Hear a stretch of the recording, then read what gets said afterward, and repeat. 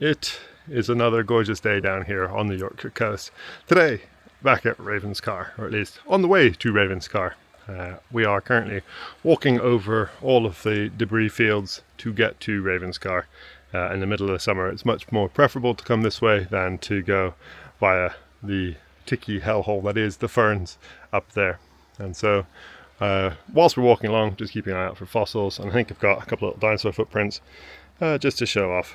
And so if you look in this block here, we've got, I think this is one here, and I think it might just be the toes of another sticking out, stacked on top of it effectively.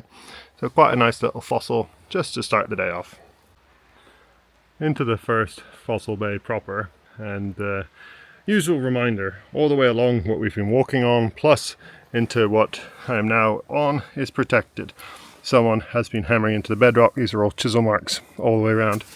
If you see it in the bedrock, it is protected. You should not be digging it out under law. And I will also say that nearly everything that's preserved in the shales of the bedrock is not well preserved, so it is not worth your time anyway. So please don't do it. I've been asked a few times by people what is the right thing to do if you see someone hammering into the bedrock when they shouldn't be, or into the cliffs, and that's completely up to you as an individual. You're not the police, it's not your job to enforce it. But I find most people on the coast are ignorant rather than malicious or deliberately breaking things, so I generally find a good way is just to go over, give them a heads up. What they're doing is either dangerous or illegal, and if they keep going, that's up to them. But at least that way you've given them the info. What you guys choose to do, I leave up to you. Got this one fairly fresh out the cliff. You might just see the nice row of nodes. It might be a bit broken there by the looks of it, but that should be a fairly decent Perrhinoceros. Yeah, promising looking nodule. Popped it open, and that's what looks like a fairly nice pseudo-Lias keel sticking out there. So that will come back with me and get a bit of prep. Body chamber looks like it might be crushed as per usual, but should all be there. Nice start. I'd say that prepped pretty well. In general, the Ravenscar dacks are a bit like Saltwick dacks. They tend to split really badly.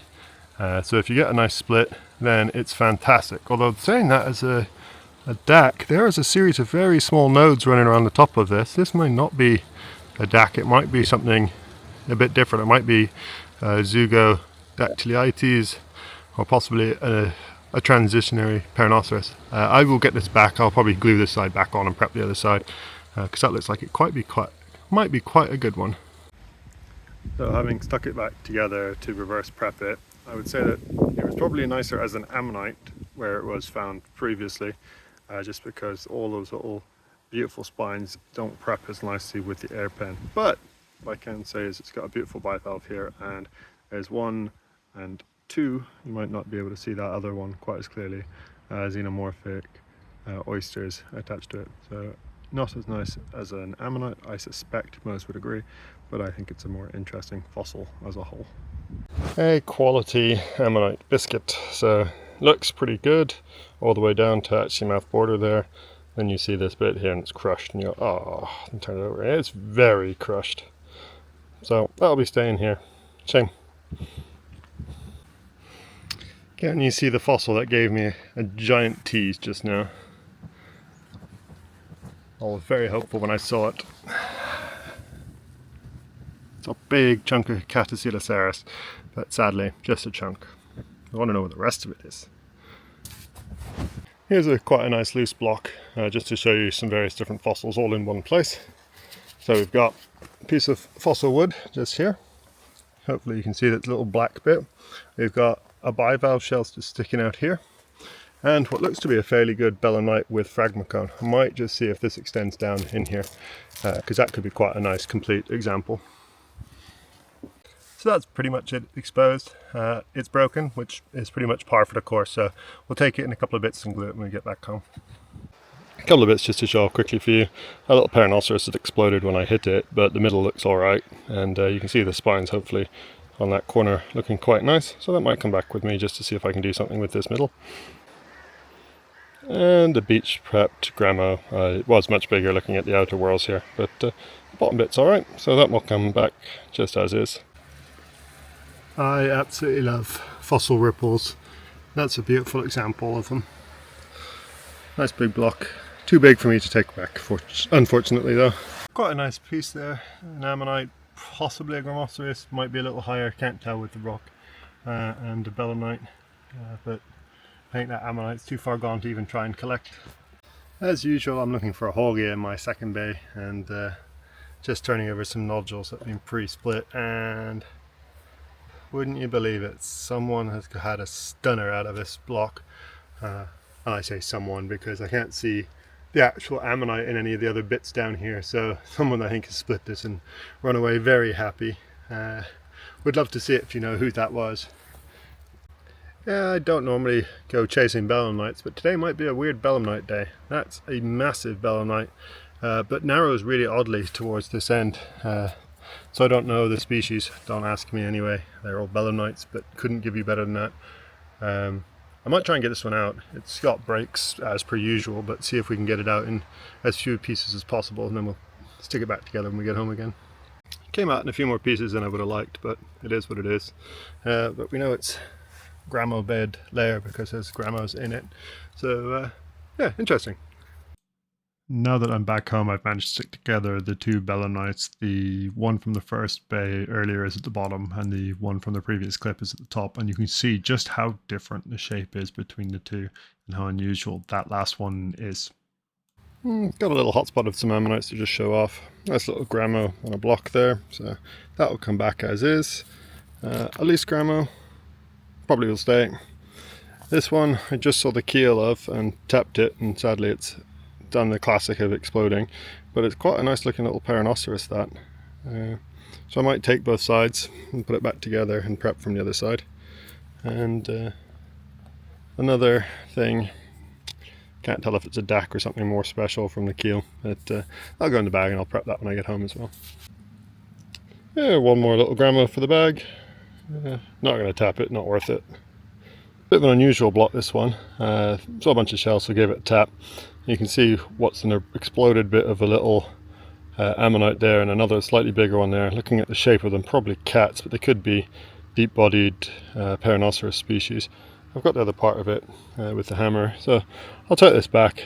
I no idea if it'll be any good, but why not? I knew when I found this block it had this ammonite in it, but it was broken through where it split. But as I was prepping, I found another little one.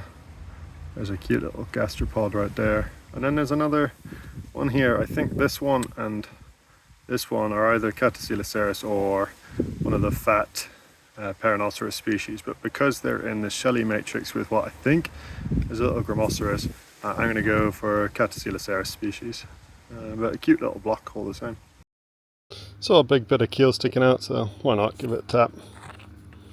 And fairly nice grammo, that. Just a couple more bits, see if you can spot the fossils that I'm looking at. So there's one here. The keel, possibly a Hildy, possibly a pseudo, possibly a grammo. Tough to say from just that. Won't hit it, but we'll take it back because there's a nice line running around the outside.